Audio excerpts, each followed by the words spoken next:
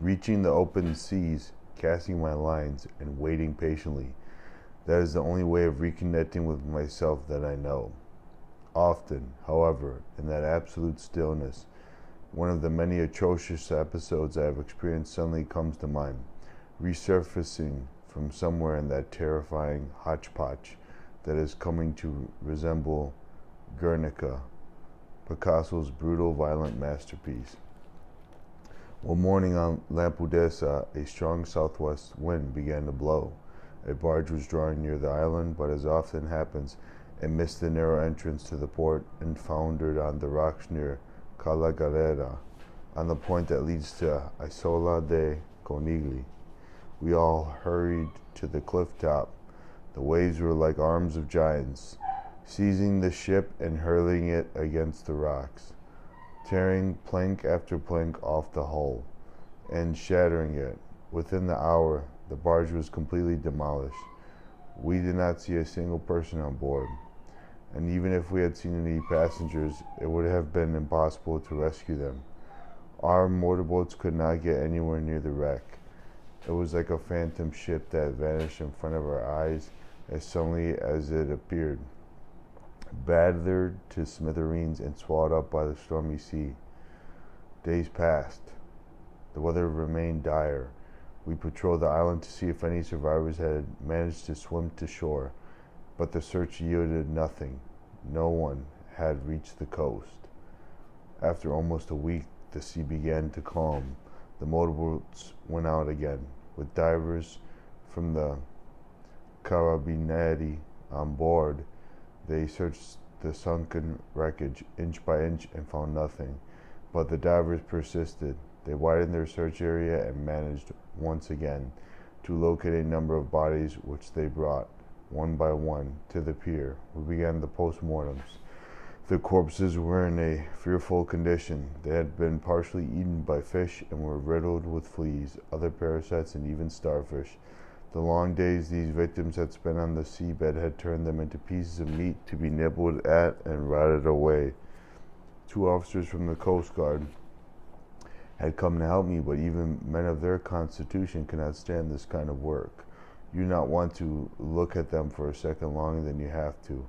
The awful stench of decomposition invades your brain. It makes you feel dizzy and seems to linger even hours later. After examining the first 5 bodies, cleaning the parasites off them, and giving the victims some dignity, I had to go home. The sight of them drifted back and forth in my mind's eye. I felt sick, could not stop gagging, and the fetid odor seemed to fill my head. I was a mess. After a short rest, I was back at the pier alone, but the divers were bringing in more and more bodies, and I could not go on that way. I asked Caesar, a young worker at the reception center, to help me. He did so willingly for a while, but after our 7th autopsy together, he too could cope no longer. "Doctor," he said, "please do me a favor. Do not ask me to do any more. I can't sleep at night. I am miserable. I feel sick." Though he was sorry for abandoning me, he simply needed to stop. But before he left, I asked him to help me seal the coffins. This is also part of my job, and it is no easy task. It is an immensely significant act, and it must be done with respect for these people. They could have been our brothers or sons, and they deserve a decent burial. The tenacity of the divers who work to recover each and every body at any cost is also a sign of their great respect for the victims. It preserves the dignity of those who have fought to their final breath for a life worth living. And so our work went on. On the penultimate day, Caesar returned. I saw him coming from a distance. "Doctor, I have had second thoughts," he said. "I feel bad. It's not right that you should be left to do all this by yourself. I want to help, don't worry. I've been getting up the nerve to do this." He had brought with him one of those huge pairs of scissors that can cut through wood. They would prove useful since we had previously had trouble removing the victims' clothes. We always have to undress the bodies, clean them, and then arrange them in the coffins as best we can. "Caesar, you made of tougher stuff than I thought," I said, playing it down. He screwed up his face into a grimace, and that was probably meant to be a smile, but there was no mirth in his eyes. He had been profoundly affected by this experience, and for him, it was only the first time. When it was over, we counted the toll: 19 young lives lost. God is not to blame. I am a person of faith who believes that my God is no different from anyone else's. When I am feeling depleted, I turn to the Madonna of Porto Salvo, Lampedusa's patron saint. I ask the Mother of all mothers to give me strength to help to rescue all her children who come to Lampedusa by sea. I ask her to keep them alive, to keep me from having to witness more deaths. I pray that I will not have to hold another lifeless child in my arms. A few years ago, Lampedusans received a piece of unwelcome news. Our parish priest, Don Stefano Nastasi, was being transferred to Sciacca in Sicily. Don Stefano had been responsible for bringing Pope Francis to the island. He had played a crucial role in managing the difficult and unexpected phase that Lampedusa was navigating. Our island is getting ready for new seas and a new journey, he wrote on Facebook. As ever, the important thing is to pull together as one and to be a good crew. Later, after leaving Lampedusa, he wrote, "The migrants' vulnerability, their questions, and their suffering have enriched our lives, helping us to better understand our own vulnerability and our own inconsistencies." Here to take Don Stefano's place was Don Memo Zambito. The first time we met, as far-fetched as this may sound, Don, Mimo, and I nearly came to blows.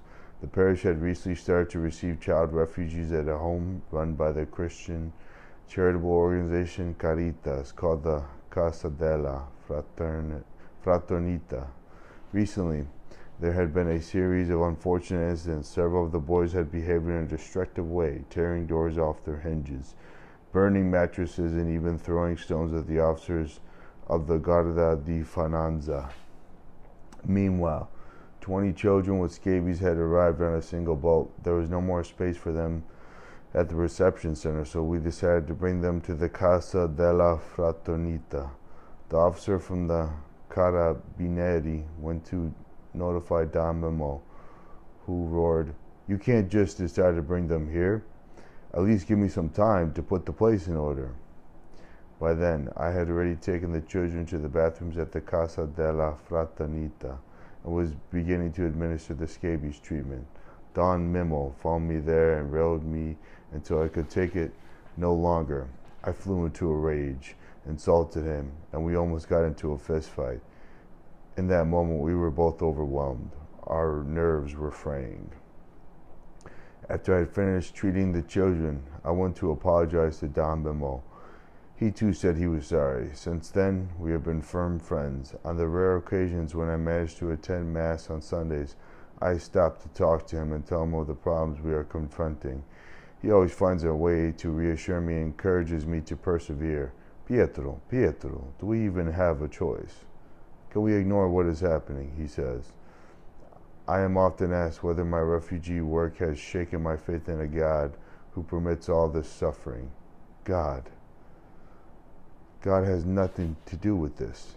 It is human beings who are to blame, not God. Greedy, ruthless human beings who put their trust in money and power. I'm not even talking about the people traffickers. I'm talking about those who are willing to let half the world live in poverty, who sanction conflict and even finance it. The problem is human beings, not God. The lengths they will go to pay the extortionate fare to Europe and escape their countries every day. Desperate migrants sell their own kidneys.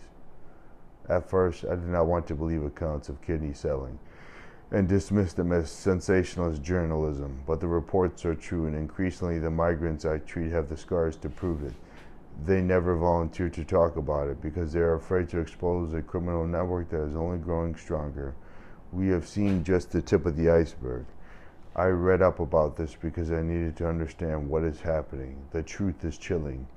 Organ trafficking is an industry that begins in Africa and extends to dozens and dozens of places. According to the World Health Organization, almost 10% of kidneys used for transplants in the West have been illegally harvested.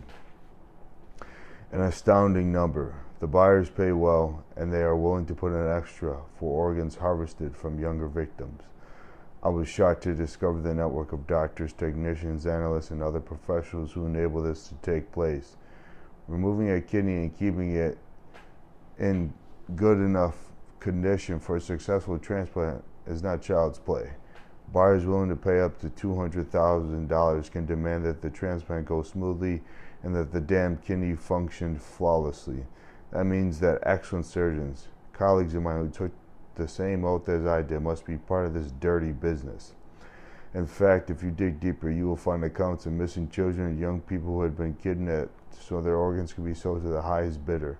Alarmingly, in these cases, the kidneys are only the beginning.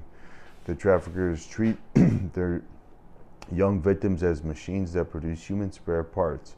I cannot help but wonder how anyone could live with the knowledge that their body contains a kidney or liver that has been taken by force from the next sacrificial victim in line.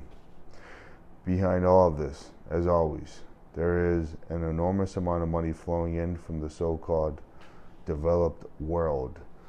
The demon of wealth continues to suck the blood of entire populations, leaving the people helpless and subjugated as ever. Trafficking human beings has progressed to trafficking organs. The way we number, label, and dehumanize migrants make it easy for them to be exterminated without a trace. Luckily, awareness of these crimes is growing, and activists are urging their governments to put a stop to them. International cooperation will again be necessary if we are to end this form of trade. Selling one's organs is an extreme measure. Many migrants are willing to do other things that are somewhat less extreme, though no less disquieting. At the time when Omar first arrived on Lampedusa, thousands of other Tunisians came too, fleeing the Arab Spring and the unrest that had overrun their country. They thought they would be in Italy within hours, and that from there they could make their way to other countries in Europe. Instead, most were slated for reparation to Tunisia, where they would almost certainly end up in prison. When the migrants realized what was in store for them, many attempted to get themselves admitted to hospital in Sicily by ingesting whatever they could find.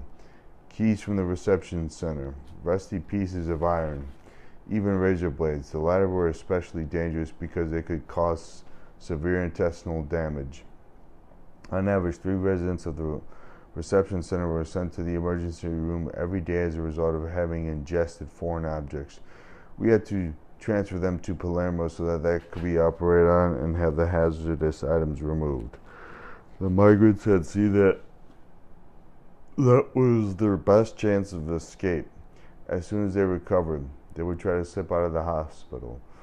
They would rather remain in Italy illegally than be sent to jail in their own country. The helicopter was kept busy taking asylum seeker after asylum seeker to various hospitals in Sicily. But then the clinic received some comforting news. It was true that the patients had ingested razor blades as the x-rays showed, but before swallowing them, they had put them in foil-lined cigarette packets. We had no way of knowing that, but it did make their gamble a little safer. The foreign objects would be expelled naturally from the body. When we saw that far too many migrants were attempting perilous stunts to avoid deportation, we discussed this with the officers at the center. They dismantled door handles and removed potentially dangerous objects. We told the migrants that if they went on using these unsafe tactics, they would be treated at the clinic here on Lampedusa. After a few days, the situation returned to normal. We had done the only sensible thing there was to do, but we also knew that we were condemning them to repatriation, and that saddened me greatly. When a mayor understands what world leaders cannot.